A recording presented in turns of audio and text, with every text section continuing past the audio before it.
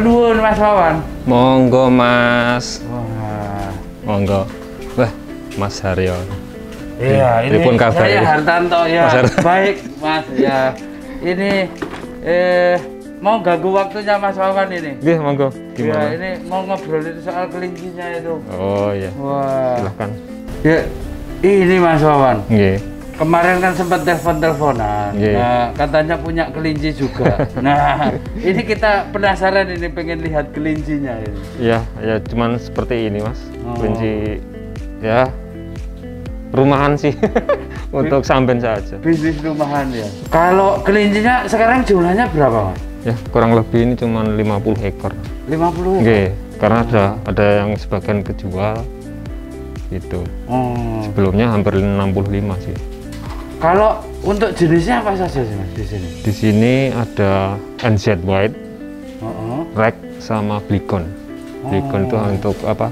Untuk ya semuanya ini sebenarnya daging sih. Oh, sebenarnya pedaging. Daging, tapi untuk yang NZ sama Rag itu Iya. bisa sebagai peliharaan. Oh, sebagai untuk kelinci hias ya. Bisa jadi Buat main-main anak-anak mungkin. iya. Tapi untuk yang Rag itu lebih kalau untuk peliharaan lebih bagus karena dari segi bulunya dia lebih halus, kemudian nggak terlalu agresif, Oh, iya. lebih jinak lah gitu. Nah, kalau gini Mas, kita mau tanya ini, untuk semisal 50 ini dibutuhkan modal berapa sih kalau mau budidaya kelinci segini nih? Ya kalau untuk modal itu tergantung sih ya, Iya. karena ada yang pure pet, non pet sama ya lokal. Kalau kita sebut lokal, jadi relatif harganya relatif. Oh. Itu masing-masing tergantung dari jenisnya. Enggak, semisal kalau untuk 50 dengan kandang beli bibit itu kira-kira total itu berapa itu? Ya kalau 50 seperti ini, kandang sendiri bisa seperti model saya ini. Iya. Ini bisa mencapai hampir 6 juta. Oh, 6 juta. Untuk kandangnya saja. Kandangnya saja. Iya, iya. Jadi kalau untuk kandangnya saja itu bisa habis 6 jutaan ya. Nah, itu kalau anakannya itu per ekor kira-kira berapa, Pak? Kalau harga, Heeh. masing-masing jenis berbeda. Iya, antara saja. Jadi Kalau dari paling murah berapa, paling mahal? ya kalau untuk kita nggak ngomong Bligon ya, karena Iya. Bligon itu paling murah sendiri. Jadi Iya. untuk Rag dan NZ itu antara berkisar satu ekornya 100. Oh. Itu lepas HP ya? Oh, lepas sampai 100. Ya, 100. Iya, sekitaran itulah bisa naik turun Ya, tergantung. lepas HP itu bisa dikatakan 60 hari. 60 hari. Iya. Jadi nanti kan buat warga Taniling yang pengen apa namanya membudidaya ada gambaran. Iya. Oh, kalau kandang sekian. Untuk tempatnya ini sebenarnya nggak terlalu besar juga ya ini. Enggak, ini Ini satu kotak. Ini berapa sih Mas? 3 meter ini. 3 meter. Berarti ini kira-kira 9 ya. Sananya? Kalau di sini ini untuk panjangnya ini 6 meter sebenarnya. Oh, panjangnya 6 Panjang meter. besi utuhnya 6 meter. Oh. Jadi enggak sampai 9 sih. Oh, jadi nggak nyampe 9. Mm-mm. Tapi kan sama ruang ininya untuk Ya, ruang pakan, kosongnya ya, ini. gitu ya. Iya. 9 kali ya 9 kali 5 lah gitu. Iya, iya betul. 9 Kurang kali lebih. 5. 45 meter persegi itu bisa untuk 50 kelinci. Nah, kalau untuk potensinya Mas, kira-kira untuk siap jual itu di umur berapa dan harga berapa sih? Ya, saya bilang tadi untuk lepas sampai 60 hari itu sudah bisa. Kalau yang besar? Kalau yang besar dia 3 bulan sudah cukup, asal berat badannya mencukupi untuk penyembelihan bisa. Dan kalau untuk indukan atau siapan itu sekitar 5-6 bulan. Oh, 5-6 bulan. Nah, kalau indukan kan sudah tentu dia sudah berproduksi ya, Iya.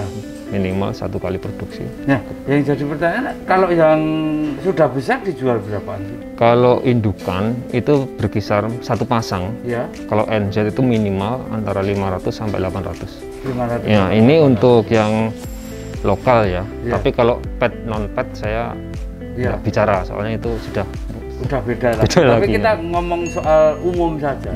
Jadi untuk memberikan gambaran kepada warga Taniling tentang budidaya kelinci itu potensinya kira-kira per ekor itu kalau dijual harganya berapa, kemudian kebutuhan modalnya kira-kira seberapa kan begitu. Iya. gambaran. Iya.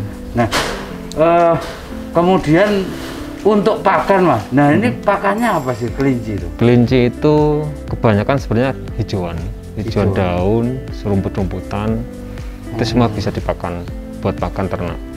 Tidak terlalu rumit maksudnya? Enggak, sebenarnya enggak terlalu rumit. Bahkan seperti ini ya. Ini daun jambu daun ya? jambu, betul. Ini daun jambu. Ini daun jambu ini. Daun jambu yang ada sudah jambunya juga ini. Ini dimakan juga nanti? Ya, mereka semua dimakan. Jadi kalau khusus untuk hijauan ternak, dedaunan, rumput-rumputan itu harus dilayukan dulu. Maksudnya dilayukan begini. Jadi kan apabila kelinci ini memakan rumputan yang segar, habis diambil dari sawah atau dari mana, resiko kembungnya besar sekali. Ya, Kak, makanya untuk kelinci itu momok yang paling besar itu kembung. Untuk saat ini belum bisa mengatasi kembung. Jadi penyakitnya kembung. Dampaknya dia jadi susah makan atau mati? Dampaknya langsung mati dalam jarak 2-3 hari. Ternyata rumit juga. Jadi kembung mencret dulu, terus dia mati. Dalam waktu 2 hari itu. Ya kalau memang dia sebelumnya sudah ada masalah di pencernaan segitu. Cuman kalau yang dari sehat itu mungkin semingguan. Iya. Jadi memang harus dilayukan dulu semua, betul. Jadi semua hijauan ternak harus dilayukan dulu. Mungkin karena nitrogennya Pak. Ini mungkin kadar nitrogen. Jadi gini, sistem pencernaan kelinci itu berbeda dengan sistem pencernaan kambing sama sapi. Kambing sama sapi itu kan dia memamah biak.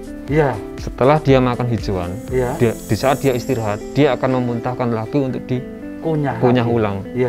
Jadi di situ gas-gas yang timbul di dalam perut bisa keluar. Kalau kelinci tidak bisa. Jadi dia sekali makan langsung dia keluar. Kalau itu hijauan yang masih segar dimakan, dia akan terjadi proses kimia di dalam perut sehingga menghasilkan gas. Gas itu yang akan mengakibatkan kembung. Karena dia tidak bisa sendawa atau kentut buat angin, nggak bisa. Makanya dia karena kembung itu dia nggak ada nafsu makan, larinya mencret, akhirnya dia merana dan mati. Gitu. Itu agak merepotkan. Kendalanya memang ada tantangannya. Jadi untuk beternak kelinci memang tantangannya di pemberian pakan yang nanti harus berhati-hati untuk mencegah kembungnya itu ya. Karena dampaknya kematian.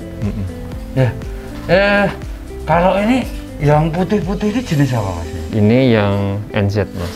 Ini jenis NZ? Betul. Kalau NZ itu singkatan atau istilahnya apa? Itu kalau di peternakan kelinci New Zealand White. Jadi warnanya putih. Tapi memang dari New Zealand ini? Ini kan... Atau nama saja? Yang saya tahu cuma nama sih. Cuma nama saja. Saya pikir ini dari New Zealand. Jadi yang matanya merah-merah ini NZ semua? Betul, ini NZ sampai sebelah sana. Kalau yang coklat di bawah itu? Nah, itu yang rek Mas. Jadi ini yang saya sebut tadi, ini yang lebih jinak, terus bulunya juga lebih halus.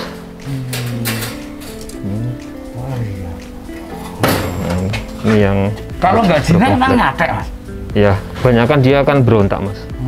Berontak sampai nyakar-nyakar begitu. Jadi untuk peliharaan anak-anak dia kan lebih aman, nggak terkena cakar. Tapi kayak gini tidak gampang stres Mas? Stres itu relatif ya Mas ya. Memang musuh utama kelinci ini kan kucing. Kucing? Ya betul. Jadi kalau ada kucing sekelebatan saja mereka itu kebanyakan akan panik. Ketakutan betul. Jadi musuhnya kucing ya. Kalau saya rek ini kan potensi, saya pernah lihat itu kan di salah satu video itu rek itu bisa besarnya luar biasa itu. Kalau rek enggak terlalu Mas, tapi yang kita kan sebenarnya untuk kelinci itu banyak sekali jenis. Yang paling besar adalah FG, Flyman Giant ya. Jadi itu memang dia besar sekali. Dia sampai 9 kilo, 10 kilo. Mungkin kalau ada jenis-jenis tertentu mungkin bisa lebih. Iya, kalau ukuran segini itu berapa kilo? Ini kemarin saya timbang di atas 3 kilo semua. Oh, 3 kilo. 3 kilo. Oh, kalau yang di belakang kita ini? Nah, ini di sini ini salah satu sapihan. Ya. Jadi yang di sini semua indukan, terus yang di sini sapihan. Oh. Sama yang siap jual untuk daging. Oh, iya. Makanya ini kan masih kecil-kecil, baru disapi. Tapi ini jenisnya beda-beda. Beda-beda. Kalau yang di sini kebanyakan yang apa namanya, yang saya sebutkan di awal itu Blikon ya. Tapi mereka akur ya, nggak bertengkar gitu loh. Enggak, kalau kelinci enggak mas. Kecuali kalau dia sudah lepas apa namanya, masuk masa birahi, dalam satu kandang harus satu. Kalau enggak mereka akan berkompetisi ya namanya. Jadi selalu apa, berkelahi bisa. Oh iya, untuk kebutuhan pakan ini untuk konsentrat kan ini mas? Ya, karena saya nggak terlalu bisa cari hijauan, jadi saya pakai kasih pelet nih. Oh, pelet. Peletnya khusus untuk kelinci. Nah, kalau untuk pelet ini sehari habis berapa kilo nih? Jadi kalau untuk kelinci dewasa itu 24 jam ya, itu sekitar 200 gram. Oh, 200 gram ya. Jadi untuk pemberiannya pagi itu ya kurang lebih 40 gram sampai 50 gram, sisanya nanti malam. Kalau pelet per kilonya berapa sih? Tergantung sih mas, saya nggak bisa nyebut ya. Ya paling rata-rata kisaran 7.000, minimal 7.000 sekilo. Betul. Untuk urinnya ini kenapa harus ditampung ini? Jadi begini mas, selain memanfaatkan kelinci sebagai pedaging indukan atau anakan yang kita jual, jadi urin kelinci atau kotorannya kelinci ini kita manfaatkan sebagai produk pertanian. Maksudnya gini, bisa dipakai kita untuk pupuk cair ya, POC gitu maksudnya. POC ya? Ya, tadi saya di depan itu kan lihat ada botol-botol sama empon-empon itu sebagai bahan juga? Betul, jadi itu salah satu pendukung untuk kita buat POC. Wah, kalau gitu nanti kita lihat untuk buat POC-nya berarti boleh ya? Boleh, silakan. Nanti kita akan belajar bersama-sama lah. Soalnya kita juga baru belajar. Sekarang gitu, kita akan belajar. Pupuknya ini digunakan untuk tanaman apa? Pupuknya ini saya aplikasikan untuk tanaman padi. Oh, untuk tanaman. Nah, jadi kenapa saya dulu berpikir untuk beternak kelinci? Bermula dari dulu kan kita mencari pupuk kesulitan, pupuk kimia. Harus ada kartu tani dan kita dibatasi gitu kan dulu. Begitu dari itu kami sama istri berpikir bagaimana caranya untuk menghemat pupuk kimia, tapi tidak mengurangi kualitas dari tanaman padi. Jadi gitu. Nah, dari situ kita cari literatur, lihat brosur, lihat YouTube, lihat Google, cari di mana-mana. Dan ternyata untuk POC yang paling bagus yang saya dapatkan itu dari urin kelinci ini. Karena dari perbandingan antara urin peternakan yang lain seperti kambing, sapi, ayam, dari kotoran ayam juga, unsur NPK-nya kelinci yang lebih tinggi, paling tinggi. Betul, iya. Wah, nah ini kalau dari 50 ini, produksi urin itu untuk per hari itu sampai berapa? Jadi untuk kelinci dewasa, selama 24 jam dia akan menghasilkan urin antara 200 sampai 250 mili. Oh, 24 jam. Liter ya? Ya, jadi bisa dikalikan kalau misalkan saya punya 50, dalam 24 jam saya bisa menghasilkan kurang lebih 10 sampai 12 liter ya? Betul. Itu sehari itu? 24 jam. Iya, jadi semalam ya? Betul. Kalau untuk padi mah, bisa untuk berapa lahan itu terus ya? Jadi kalau untuk kocor sebenarnya saya kan ada 2 aplikasi mas. Semprot sama kocor. Jadi kalau kocor itu ya 1 minggu sekali. Mungkin 6 sampai 7 jerigen. Kapasitas 25 sampai 35 liter. Tapi kalau untuk semprot nanti yang dimix dengan bahan-bahan itu tadi. Betul. Itu kocor tinggal tuang. Jadi kan di saat nanti sawah kita aliri air, kita kocorkan di situ saja untuk memudahkan dan menghemat waktu kan. Dengan begitu asumsinya apabila air yang masuk ke dalam sawah kita kocorkan di awal, dia akan menyebar sampai ujung. Oh iya. Maksudnya seperti itu. Wah ini menarik ini. Berarti kan ini apa ya? Bisa dibilang ini pertanian terintegrasi berarti. Betul. Ternak sama Iya, pastinya. iya. Nyambung ini berarti. Jadi ya memang dulu kita mempunyai cita-cita seperti itu. Wow. Sama istri gimana caranya ada ternak yang bisa diaplikasikan ke pertanian. Jadi semua itu nyambung. Iya. Ya. Wah ini produksi pupuk sendiri, dagingnya juga menghasilkan. Betul. Kan itu. Urinnya jadi pupuk, padinya bisa panen juga. Panen kan gitu. juga, betul. Untuk akses ke pupuk jadi nggak repot juga kan gitu, Betul. karena sudah bikin sendiri ya. Jadi kita akan lebih banyak mengirit lah untuk pupuk kimia. Oh iya. Ya kalau gitu kita belajar untuk bikinnya itu mas. Monggo silakan kita Iya, belajar bareng-bareng. Belajar bareng-bareng ya. Mas dan ini kita akan belajar bareng-bareng untuk produksi POC dengan bahan dasar, berarti sebagai bahan dasarnya. Bahan dasarnya urin Bahan kelinci. dasarnya urin kelinci. Nanti seperti apa? Ikuti terus video ini. Jangan lupa untuk like, subscribe, juga komen. Untuk nomor telepon apabila ingin menghubungi Mas Wawan nanti ada di deskripsi. Silahkan dibuka deskripsinya. Begitu. Kita monggo masuk. Oke, silakan. Belajar untuk produksi POC. Oke. Ya ini untuk pembuatan POC ya mas ya? Iya, ini bahan-bahan. Bahan-bahannya ini. Iya. Nah ini bahannya apa saja mas? Bisa disebutkan mas? Ditaruh tengah sini aja mas. Oh ya. Biar kelihatan semua ini. Jadi ini Ini apa ini? temu ireng. Oh temu ireng. Iya. Temu ireng warnanya apa ini? Oh iya warnanya Nah, itu. hijau. Iya. Temu ireng. Temu ireng kita masukkan bertahap. Langsung saja.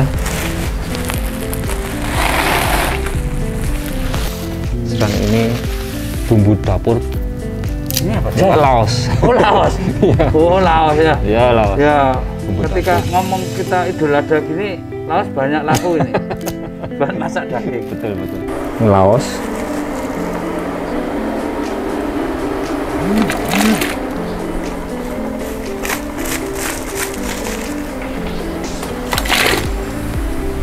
Ya ini. Terus Kemudian laos. ini kunir. Kunir. Oh ya, ini kunirnya. Kunir.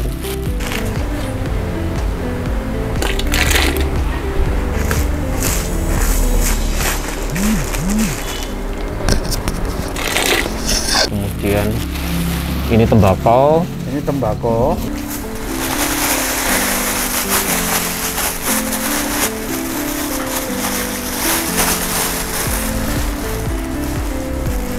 Ini putra wali. Oh, daun brotowali berarti.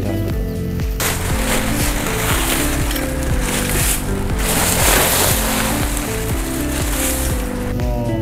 Nah ini beratnya berapa ya mas? Ini semua 1 kiloan. 1 kiloan. Kalau ini 2 on, Ini 2 on. ini 3 on. 3 on ini daun brotowalinya 3 on. Ya, ini tetes. Tetesnya berapa nanti? Nanti kurang lebih 250 ml. Oh sedikit ya? Sedikit saja. Oh. Pakai poster. Terus ini nanti E4-nya. Oh E4.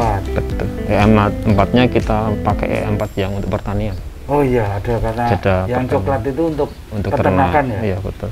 Nah kalau urin kelincinya dengan bahan segini banyak ini untuk urin kelinci berapa banyak ini nanti? Ini bisa 20 liter sampai 30 liter.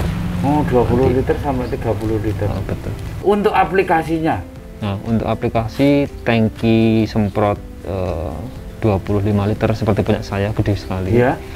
Itu cukup dengan 250 ml. Oh 250 ml untuk 25 liter ya? Betul. Wah itu untuk lahan berapa itu mas satu tangki itu? Satu tangki kan sebenarnya kalau saya itu aplikasi sih 2.500 meter. Iya. Itu kurang lebih 2 tangki sampai 3 tangki. 2 sampai 3 tangki. Betul, tapi dengan tangki yang gede. Karena Oh. saya punyanya gede ya. Iya. Mm-mm. Dan itu diaplikasikan setiap berapa bulan sekali? 1 minggu sekali. Oh seminggu sekali? Betul, 1 minggu sekali. Wah. Nah kalau ceritanya mas, sebelumnya tentunya kan pernah mengaplikasikan sampai panen. Betul. Nah hasilnya gimana mas? Hasilnya lumayan bagus. Dari segi bobot atau dari segi kualitas? Dari pupuk kimia kita berkurang. Oh, pengurangannya. Betul, pengurangannya banyak sekali. Kemudian untuk kualitas tanaman juga beda dengan yang kanan kirinya. Untuk hama penyakit juga berkurang banyak. Kalau pengurangan pupuk kimianya bisa sampai berapa, Mas? Itu menarik loh. Bisa sampai 50%. 50%? Betul. Woi, karena ada tambahan kotor sama itu tadi ya. Jadi kan selama ini yang di di wilayah sini, di wilayah Juring itu kan kebanyakan petani sudah menggunakan pupuk kimia. Jadi pengaplikasian pupuk kimia yang begitu lama, bertahun-tahun itu akan menyebabkan tanah menjadi keras. Oh iya. Sedangkan untuk di malam hari tanah itu akan panas. Oh, kalau malam panas? Betul. Jadi pupuk kimia itu jatuhnya ke situ. Kemudian pengaplikasian pupuk kocor itu akan memperbaiki struktur tanah yang pertama. Dengan mengurangi pupuk kimia, otomatis kondisi tanah di malam hari itu akan lebih dingin. Kita kocor dengan urin kelinci, harapannya mengurangi hama penyakit. Karena hama penyakit itu lebih suka berkembang biak di tanah yang lebih keras dan lebih panas. Untuk perkembangbiakan hama penyakit itu kan dia membutuhkan suhu tertentu untuk berkembang biak di situ. Apabila suhu untuk perkembangbiakan hama penyakit itu sesuai, maka dia akan di situ berkembang biak dengan cepat sekali. Sedangkan apabila kita mengaplikasikan pupuk secara organik dan pupuk kimia terkurangi, yang akan mengakibatkan tanah itu dingin, maka dia tidak akan betah di situ. Dia akan lari atau dia akan melompati, pindah ke tempat yang lain. Urutannya nanti empon-empon ini kita rajang tipis-tipis dulu. Pemaksaan pengeluaran zat kimia yang ada di dalamnya itu dengan menggunakan kita perebusan. Oh, direbus. Biar nanti keluar. Diiris, kemudian direbus, atau di blender, kemudian direbus. Termasuk itu? Nah, ini nanti belakangan, Mas. Oh, setelah ini semua dingin, kita masukkan ke jerigen yang besar yang ada urin kelincinya. Baru kita masukkan nanti. Oh, urutannya seperti itu. Iya. Ya baik, kita mulai untuk pembuatan POC berdasar urin kelinci yang bisa mengurangi ya, Mas. Jadi ini mengurangi penggunaan pupuk kimia pabrik sampai 50%. Wah, ini menguntungkan sekali bagi warga Taniling yang pengen mencoba. Nanti kalau mau pesen urin kelinci juga bisa ya, Mas. Silakan. Nah, kalau nanti butuh urin kelinci, di sini juga menyediakan.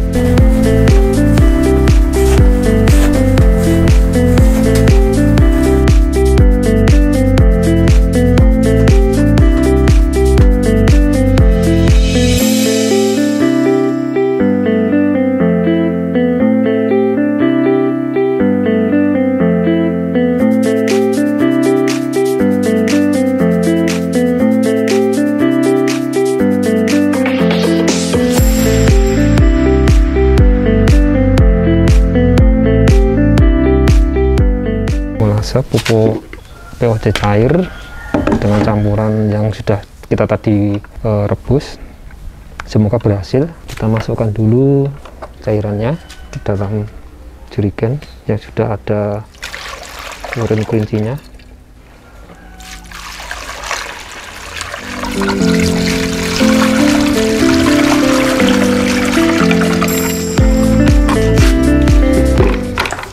Kita masukkan TM4 beserta tetes tebu sebanyak kurang lebih 1,5 liter ya.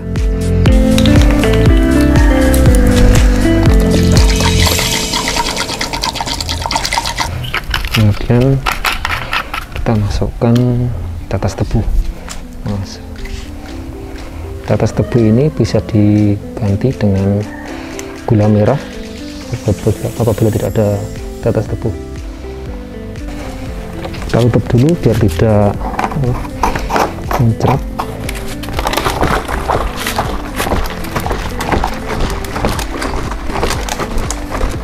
Sudah tercampur, kemudian kita tutup menggunakan penutup yang ada selangnya supaya gas yang terbentuk tidak meledak.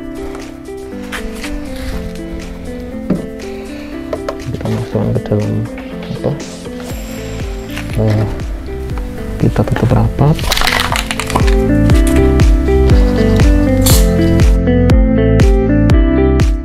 Fermentasi sekitar 1 minggu lagi.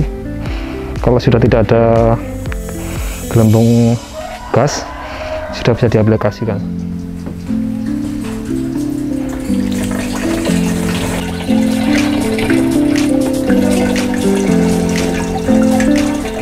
Ya, terima kasih Mas Wawan atas waktunya. Ya, semoga usahanya sukses. Amin. Dengan kelincinya juga pupuknya nanti panen padinya bisa melimpah nanti. Amin. Ya. Dengan penghematannya. Amin. Ya, demikian warga Taniling video kita kali ini, semoga bermanfaat. Jangan lupa untuk like, komen, dan subscribe. Salam Taniling TV, Bisnis agri tak pernah mati.